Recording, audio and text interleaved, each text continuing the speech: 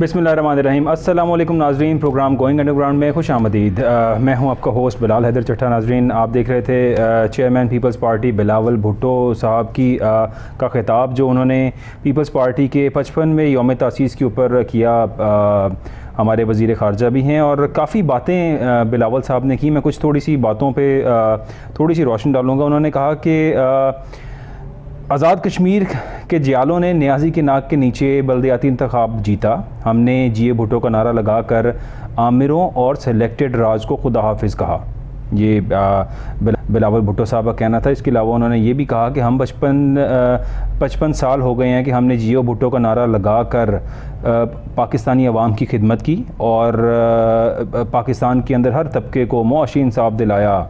नफ़रत नहीं, उम्मीद की सियासत पर यकीन रखते हैं और इंतशार की सियासत नहीं, यकजहती की सियासत पर यकीन रखते हैं। बिलावल भुट्टो साहब ने ये कहा। इसके अलावा काफ़ी लंबा उनका खिताब था, लेकिन मैं कुछ चीज़ों को समराइज़ कर रहा हूँ। उन्होंने ये भी कहा कि शहीद जुल्फ़िकार अली भुट्टो ने इस मुल्क को जोड़ा और मुत्तफ़िका आइन बनाकर दिखाया, पाकिस्तान को अपने पाँव पर दोबारा खड़ा किया। और ये भी कहा कि सरमायादारों और अशराफिया का राज था जो शायद आज हमें नज़र नहीं आता। सरमायादारों और अशराफिया का राज सिंध में वडेरों का भी नज़र नहीं आता, यहाँ भी नज़र नहीं आता। एनीवेज़, फिर बिलावल भुट्टो साहब ने मज़ीद कहा कि शहीद भुट्टो ने रोटी कपड़ा मकान का नारा लगाया और उसे पूरा करके दिखाया।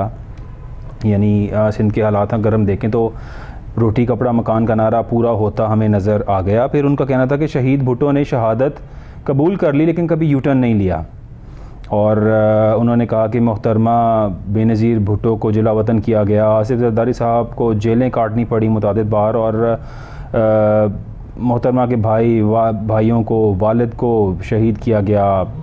तमाम बातें उन्होंने की। और अगर हम थोड़ा सा देखें इनकी बातों पर गौर करें नाजरीन, तो क्या सिंध के अंदर रोटी कपड़ा मकान का जो भुट्टो साहब का नारा था हमें पूरा होता आज के दौर में दिखाई दे रहा है? वहाँ की आवाम आज सैलाब की तबाहकारियाँ। इससे पहले भी अगर देखें तो एक रिसर्च के मुताबिक सूबा सिंध के अंदर 43% बच्चे जो हैं वो अंडर न्यूट्रिशियस वैल्यू जो है वो पैदा होते हैं और उनकी डाइटरी वैल्यूज़ पूरी नहीं होती। यानी कि वहाँ पर इस कदर फुकदान है खाने पीने खुराक का बच्चों के लिए। स्पेशली आप यहाँ से अंदाज़ा लगा लेंगे 43% बच्चे जो हैं उनकी पैदाइश के बाद जो उनकी बेसिक डाइटरी नीड्स हैं वो पूरी नहीं होती। और जो हालात वहाँ के हैं, उन्होंने ये कहा कि आमिर, मतलब यहाँ पे हमारे हुक्मरान ज़ाहिर है जो बातें भी करते हैं शायद वो ये सोचकर करते हैं कि आज भी उसी दौर के लोग मौजूद हैं जिनके पास ना किसी किस्म की टेक्नोलॉजी है, ना कोई सोर्सेज़ हैं कि वो इस चीज़ को क्रॉस वेरीफाई कर सके। मेरा ख्याल ये है कि आज के दौर के अंदर सियासतदानों को अपने खिताब, अपनी स्टेटमेंट्स देने से पहले 100 बार सोचना चाहिए, क्योंकि ये जो यूथ आज की है और जो कुछ इनके पास स्मार्टफोन डिवाइसेस और सोशल मीडिया का एक जो नेटवर्क है, इसके through they can verify everything, हर चीज़ को वेरीफाई कर सकते हैं, क्रॉस चेक कर सकते हैं। इसके बावजूद भी बिलावल भुट्टो साहब की जो आज का तमाम तकरीर थी, अगर उसको गौर किया जाए तो एक रिवायती तकरीर ही नज़र आई जो हमेशा से सियासतदान करते आ रहे हैं। उसमें कुछ नया नहीं था। बिलावल साहब यूथ का ही हिस्सा हैं, अभी इतने बुज़ुर्ग सियासतदान तो नहीं हुए, जवान हैं, यंग हैं, लेकिन जो कुछ भी उन्होंने बातें की ज़ाहिर है इस सब के अंदर हमारे साथ मौजूद हैं जावेद इकबाल साहब। जावेद इकबाल साहब, आपका बहुत शुक्रिया ज्वाइन करने का। हाँ जी, शुक्रिया बिलाल। जावेद भाई, बिलावल भुट्टो साहब की जो अभी खिताब था उनकी थोड़ी सी डिस्कशन हो रही थी कि वही रिवायती बातें जी, कोई नई बात नहीं की गई। ये भी कहा गया कि हमने 3 आमिरों से जान छुड़ाई और भुट्टो का नारा जो है उसको बुलंद किया और हमने रोटी कपड़ा मकान पूरा किया। सर, सिंध के अंदर रोटी कपड़ा मकान क्या हमें नज़र आता है? हमें इनकी तमाम की गई बातें पूरी होती नज़र आती हैं? सर, इनकी बातें अगर पूरी होती नजर आ रही होती तो आज ना इमरान खान इतना पॉपुलर होता और ना आज पीपल्स पार्टी का पंजाब में और बाकी सूबों में तकरीबन जनाजा ना निकला होता। ये बात उनको समझना चाहिए। दूसरी, सिंध में जो वो सियासत कर रहे हैं, जो उनकी तर्ज सियासत है, वो उस चीज की अक्कासी है कि वो जमहूरियत के तकाजों के मुताबिक सियासत नहीं है, वो जोरे बाजू पे सियासत कर रहे हैं। बिल्कुल। अगर देखो, जमहूरियत की सबसे खूबसूरत चीज ये होती है कि अगर आपके पास तसलसल से एक टाइम मिल जाए हुकूमत करने का तो आप उस कौम की तकदीर बदल देते हैं। आप 15 साल से सिंध में हुकूमत कर रहे हैं, क्या आपने सिंध की तकदीर बदली? नहीं। आज भी कराची की सड़कें टूटी हुई हैं, ट्रांसपोर्ट का कोई सिस्टम नहीं है, हेल्थ केयर का किसी किस्म का कोई निजाम नहीं है, लोगों को बेआसरा छोड़ा हुआ है। लॉ एंड ऑर्डर की सिचुएशन ये है कि थाने के थाने बिक रहे हैं, हर चीज बदहाली की तरफ जा रही है, कमीशन माफिया एक्टिव है, कोई काम ऐसा नहीं है जो पैसे के बगैर होता हो। अगर ये आपकी गवर्नेंस का स्ट्रक्चर है, ये है आपकी भुट्टो की तरबियत, जिसका और बेनजीर भुट्टो का आप नाम लेते हैं, तो फिर अल्लाह ही हाफिज है इस पार्टी का। मैं ये समझता हूँ कि पीपल्स पार्टी को सुबह अपनी कोर कमेटी का इजलास बुलाना चाहिए, उन्हें सोचना चाहिए कि इन 15 साल सियासत में हमारी तर्ज सियासत क्या थी, जिससे हमारी सियासत पंजाब, KPK और बलूचिस्तान में खत्म हो गई। आज अवाम में वो पीपल्स पार्टी नहीं है जो बेनजीर भुट्टो की जंजीर थी, वो पीपल्स पार्टी नहीं है जिसकी बुनियाद भुट्टो ने रखी थी। ये वो पीपल्स पार्टी नहीं है जिसमें जुल्फकार अली भुट्टो एक नारा लगाता था तो लाखों का मजमा खड़ा हो जाता था जोश के साथ। आज वो पीपल्स पार्टी नहीं है जो रोटी, कपड़ा, मकान और अवाम के हकूक के लिए पार्टी बनी थी। क्या इनकी तर्ज सियासत अवाम के हकूक के लिए? नहीं। और इसका जवाब इनको बड़े एहसन अंदाज में पाकिस्तानी कौम देती है। आज आप बैक डोर पॉलिटिक्स करते हैं, आज आप अवाम की तो सियासत करते ही नहीं है। सर मैं जावेद भाई, मैं तो इस बात पर हैरान हूँ कि देखें आज के दौर में सोशल मीडिया का दौर है, बिलावल साहब खुद भी यूथ का ही एक हिस्सा हैं, इतने अभी बुजुर्ग तो हुए नहीं हैं, और इनका ये तमाम स्टेटमेंट्स देना, जबकि इन्हें पता है कि आज के दौर में हर चीज़ आम से आम शख्स भी क्रॉस वेरीफाई कर सकता है, आज सोशल मीडिया के थ्रू हर चीज़ अवेलेबल है, उसके बावजूद ऐसी स्टेटमेंट्स देना और ये सब कुछ कहना कि हमने कभी यू टर्न नहीं लिया, भुट्टो साहब ने कभी यू टर्न नहीं लिया था, हमने यू टर्न, जबकि ये उसी नून लीग के साथ आज इत्तेहाद में बैठ के हुकूमत बनाई हुई है और ये लोग जो है इस लेवरेज को इंजॉय कर रहे हैं, और उसके बावजूद स्टेटमेंट्स ऐसी देना, सर ये तो बड़ा मिजरेबल सी सिचुएशन लग रही है यहाँ पे। बिलाल, इसीलिए तो देखो इमरान खान की पार्टी PTI अपनी तमाम तर गलतियों, कोताहियों, यू टर्नों के बावजूद आज पाकिस्तान की पॉपुलर पॉलिटिक्स कर रही है। क्यों? इसलिए कि मैंने जो आपको एक बात कही ना, वो बात असल में तमाम पाकिस्तान की सियासत का खुलासा है। वो बात है कि पीपल्स पार्टी को कल अपना इजलास बुलाना चाहिए। बिल्कुल। अपनी 15 साल सियासत को सोचें, हमने क्या किया है। बुनियादी तौर पे मैं ये कह रहा हूँ कि आप 2022 नहीं, अब 23 में बैठे हैं। आपको 2023 की तर्ज सियासत इख्तियार करनी है। 2023 की तर्ज सियासत क्या है? वो है अवाम, अवाम और अवाम। अब अवाम अपना वोट का राइट इस्तेमाल करके अपना राइट हासिल और डिमांड करते हैं। अब वो ख्वाहिश नहीं करते, वो अब डिमांड करेंगे कि हमने आपको वोट दिया तो हमारे ये हकूक हैं, हमारे ये हकूक अब वापस करो। ये है 2023 की तर्ज सियासत। बुनियादी तौर पे ये लोग 2023 की सियासत कर ही नहीं रहे, ये तो आज भी वही 60s, 70s, 80s, 90s की सियासत कर रहे हैं। अवाम झूठ नहीं सुनना चाहती, अवाम को अब सच का पता है। क्यों यार? वो रोज अपनी रोजमर्रा जिंदगी में सक्खर में, नवाबशाह में, जामपुर में, हैदराबाद में, कराची में जो लोग बैठे हैं, क्या वो पागल है? बेवकूफ है? उनमें अकल नहीं है, उनमें शऊर नहीं है, वो अपना अच्छा बुरा नहीं सोचते, वो अपनी तर्ज जिंदगी नहीं देखते, वो अपना घर नहीं चलाते, क्या वो अपने रोजगार के लिए बाहर नहीं निकलते? जब वो बाहर निकलते हैं तो वो सड़कों का हाल नहीं देखते, जब वो बीमार होते हैं तो अस्पतालों का हाल नहीं देखते, जब उनको पानी की जरूरत पड़ती है तो उनको क्या साफ पानी मैसर है? बिल्कुल नहीं। क्या जब वो पुलिस की जरूरत पड़ती है, क्या उनका पुलिस का निजाम बगैर पैसे से चल रहा? जब उनको रेवेन्यू की जरूरत, रेवेन्यू डिपार्टमेंट में पटवारियों से वास्ता पड़ता है, ये जो रोजाना के मैं काम आपको बता रहा हूँ ना, बिल्कुल सही। क्या उनके कामों में 15 साल में बेहतरी हुई है? नहीं। बिल्कुल सर। अगर हुई है तो बहुत अच्छी बात है। नहीं, मुझे तो लगता है कि बदतरी हुई है पहले से, और मतलब मजीद हालात बिगाड़ की तरफ गए। हम कराची की बात कर रहे हैं, पूरे सूबे का क्या हाल होगा जहाँ पे वडेरे बसते हैं, जहाँ पे जागीर उनकी है, जागीरदारों का निज़ाम है, इलेक्शंस भी वो जीतते हैं, सब कुछ वही करते हैं। ये तो है पीपल्स पार्टी सर। अब आ जाए हम जरा नून लीग की तरफ। जावेद भाई, नून लीग भी अब इस दौर के अंदर होते हुए अब जो कुछ कर रही है, देखिए इन्होंने हमसे वादे किए, हम सबको उम्मीद दिलाई कि इसहाक डार द इकोनॉमी चैंपियन डार साहब आएंगे, मिफ्ता इस्माइल साहब जो थे वो ठीक नहीं काम कर रहे थे गालिबन, अब डार साहब आएंगे तो वो आपकी इकोनॉमी को स्टेबल कर लेंगे। इकोनॉमी तो हमारी दिन ब दिन सर बदहाली की तरफ जा रही है। और आज की इसहाक डार साहब की स्टेटमेंट देखें तो वो कहते हैं जी हुकूमत के पास पैसे ही नहीं है तो वो इस्लामी बैंकों में पैसे क्या रखवाएंगे। और ये वजीर खजाना आपका स्टेटमेंट दे रहा है, और साथ ही उन्होंने ये भी कहा कि यानी कि थोड़ा सा उन्होंने खदशा भी जाहिर कर दिया डिफॉल्ट का, और ये भी कहा कि मैं डिफॉल्ट से बचा भी लूंगा। सर ये हम पे एहसान किया जा रहा है, ये क्या किया जा रहा है? अगर यही कुछ करना था तो फिर पीटीआई की हुकूमत बेहतर नहीं इनसे परफॉर्म कर रही थी यहाँ पे? बुनियादी तौर पे देखो, ये हुकूमत में हमें सोचना ये होगा कि ये हुकूमत में आए क्यों थे। ये हुकूमत में आए आपके मेरे लिए या अवाम के लिए नहीं आए थे। वो अवाम को कुछ बेहतर करने के लिए या अवाम की जिंदगी के, ठीक है उस वक्त इन्फ्लेशन आपकी 14% थी, ठीक है, मुझे उस वक्त इमरान खान की तर्ज सियासत पर बहुत इख्तिलाफात थे। बिल्कुल sir, graph day by day down जा रहा था, ठीक है, जिस तरह वो हैंडल कर रहे थे मुल्की मामलात को, उसमें मुझे बहुत इख्तिलाफ थे, बिल्कुल, मैंने बेइंतहा तनकीद की। But I was very shocked and surprise कि जो कहते थे हमारे पास बेहतरीन टीम है, हमारे 30 साल तजर्बाकार टीम है, तजर्बाकार लोग हैं, बिल्कुल हमारे पास, हम आएंगे और मुल्क की मईशत को दुरुस्त कर देंगे, और मुल्क को इस महंगाई का नारा लगाकर जो अवाम को बेवकूफ बनाया था, महंगाई मुकाओ मार्च किया गया पीडीएम की तरफ से सर।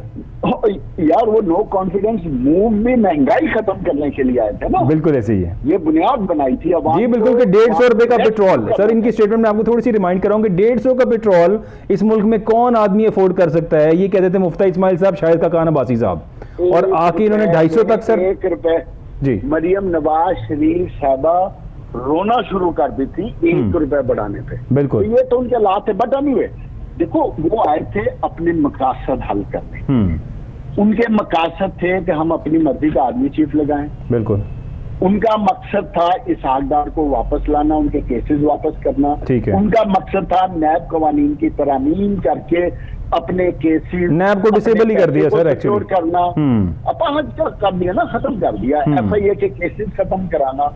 वो आए थे आइन में तरामीम करके बाकायदा तौर पे जो ओवरसीज पाकिस्तानी हैं उनके वोट को खत्म करने के लिए, वो आए थे ईवीएम मशीनों को खत्म करने के लिए। बुनियादी तौर पे तो वो इस काम के लिए आए थे, मरियम नवाज शरीफ साहबा को बाहर भेजने के लिए, मियां नवाज शरीफ साहब के केसेस खत्म कर। उन्होंने तो देखो, अगर कौम बेवकूफ बनती है तो बने, उन्होंने जिन मकासद के लिए आए थे उन्होंने अपने सारे मकासद हल कर दिए। बिल्कुल, डार साहब प्रोटोकॉल के साथ वापस आए, बिल्कुल सारे आ गए ना, देखो जिस प्रोटोकॉल से गए थे उसी प्रोटोकॉल से वापस बिल्कुल आए। बिल्कुल, तो इसलिए उन्होंने तो अपने मकासद हल कर लिए। अब रह गई अवाम। अवाम से देखो, अवामी सियासत ना कभी पहले हुई थी ना अब हुई है, ये तो इमरान खान ने आके इस अवाम को जगाया है, होश दिलाई है। तो देखो, मैं समटाइम्स सोचता हूं कि इमरान खान की इतनी गलतियों के बावजूद अवाम उसको आज भी पसंद कर रही है, उसको फॉलो कर रही है और उसको सपोर्ट करना चाह रही है और उसको 2/3 मेजॉरिटी देना चाह रही है। आखिर ये कितने बुरे होंगे, इन्होंने इस मुल्क का कितना बुरा हाल हुआ होगा। लोग क्वेश्चन करते हैं कि आपने 35 साल में जो इस मुल्क का बेड़ा गर्क किया है, वो तो आपने हमें 7 महीने बता दिया कि आप किस लेवल के नालायक और किस लेवल के जाहिल हैं। लेकिन जिद है, जिद क्या है कि हमने हुकूमत नहीं छोड़नी, मुल्क कौम बचे ना बचे, ये है सबसे बड़ा मसला। लेकिन बात यह है कि इमरान खान ने जो एक बड़ी क्लासिकल शॉट मारी है, असम्बलियां तोड़ने वाली बात करके, तहलील करने वाली बात करके, उसने इनको फंसा दिया जी। अब ये फंस गए इसलिए कि अगर असम्बलियां इमरान खान तो इलेक्शन हो जाते हैं, तो इमरान खान दोनों सूबों में फिर बैठ जाएगा। सर लेकिन इलेक्शन कमीशन ऑफ पाकिस्तान ने ये कहा है कि अगर कोई ये लोग इस्तीफे देते हैं तो उसी सूबाई हल्के के ऊपर हम इलेक्शन कराएंगे 60 रोज के अंदर। अब इलेक्शन कमीशन की तरफ से ये बातें भी आ रही हैं, तो क्या यहाँ पे अगर असेंबली नहीं बिलाल नहीं, इमरान खान ने जो नेशनल असेंबली में इस्तीफों वाला काम किया था उससे कुछ सीखा है। जी ठीक है। उसको पता है कि अगर मैं इन असेंबलियों से इस्तीफे दूंगा तो उससे शायद मैं अपने वो मकासद या ऑब्जेक्टिव ना हासिल कर सकूं। ठीक है। आज इन दोनों असेंबलियों में उनके पास कंट्रोल है, तो therefore he will go for devolution of the assembly, dissolve करेगा, वो असेंबलियों को तहलील करेगा, क्योंकि तहलील करने में उसको फायदे ही फायदे हैं। अगर वो इलेक्शन कराते हैं फेडरल का नहीं होता तब भी जीतता है, जीत के हुकूमत में बैठता है, तो जब फेडरल का होगा तो 2 सूबों में 5 साल के लिए हुकूमत ऑलरेडी मुंतखब हो चुकी होगी, तब भी वो फंसते हैं।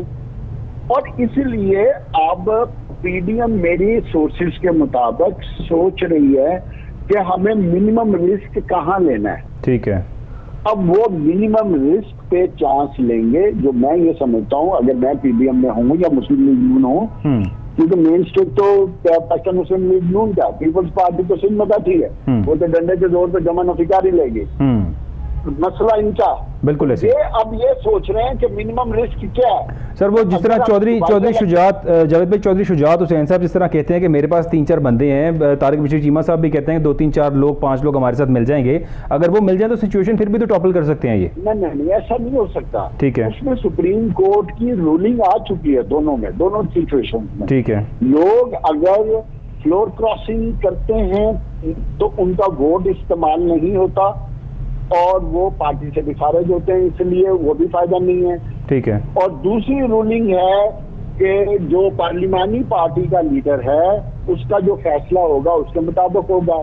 ठीक है। इसलिए चौधरी शुजात साहब वाली बात भी नहीं हो सकती। हाँ, हुकूमत के पास एक ऑप्शन रह जाता है कि रिव्यू पिटीशन। ठीक है। Possibly they can go in review petition in supreme court. Okay. तो उधर से अगर इनको कोई रेस्क्यू मिल जाए तो मिल जाए, otherwise there is no chance. कोई चैन के पास इस वक्त फंसे हुए हैं बुरी तरीके से। जाहिर है सर वो तो इनकी सिचुएशन बज़ाहिर नज़र भी आ रही है कि हाथ पांव फूले हुए इनके, और जिस तरह से ये कहते थे कि इमरान खान साहब अगर तहलील करें असेंबलियाँ तो हम फ़ौरन से आम इंतखाबात की तरफ जाएंगे, और अब उन्हीं तमाम बातों से यू टर्न खुद ही ले लिया है, और खान साहब को सारी ज़िंदगी यू टर्न चैंपियन कह के उसके बाद खुद ही यू टर्न बहुत सी बातों पर। आज़म नज़ीर तारड़ साहब की सर जो दोबारा अपॉइंटमेंट कर ली गई है आज, ज़ाहिर उनको दोबारा से लॉ मिनिस्टर बना दिया गया फेडरल, और इनको उसी कॉन्फ्रेंस आसमा जहांगीर कॉन्फ्रेंस जो थी उस पर उसके बाद गालिबा इन्होंने इस्तीफ़ा दिया था, जो शहबाज शरीफ साहब ने कहा मैंने कबूल नहीं किया। तो सर ये भी तो एक यू टर्न है। और बाकी क्या ये अब इधर जो सियासत इस टाइम इमरान खान साहब कर रहे हैं इस पर मेरा ख्याल है कि इनके हाथ पाँव तो फूले हुए हैं सर। ऑफ कोर्स, मैं तो पहले ही कह चुका हूँ ये बात। इनकी सियासी तौर पे जो ये कहते थे ना इमरान खान को इसको सियासत नहीं आती, ठीक है, अनाड़ी है, उसने ऐसी सियासत की है इनके साथ कि इनकी नस्लों की सियासत खत्म करके रखती। जावेद भाई according to your view, Nawaz Sharif ji according to your view क्या परवेज इलाही साहब किसी भी तरह मिल सकते हैं जरदारी साहब के साथ, या पीडीएम के साथ कोई ऐसी कोई ऑप्शन निकल सकती है सर? देखो बिलाल, बात यह है कि मैं इस वक्त सियासत हो रही है मुस्तकबिल की सियासत, ऐसे ही है। परवेज इलाही सियासत कर रहे हैं मोनस इलाही की सियासत, ऐसे ही है। और मोनस इलाही इस वक्त डिप्टी चीफ मिनिस्टर है पंजाब में, बिल्कुल।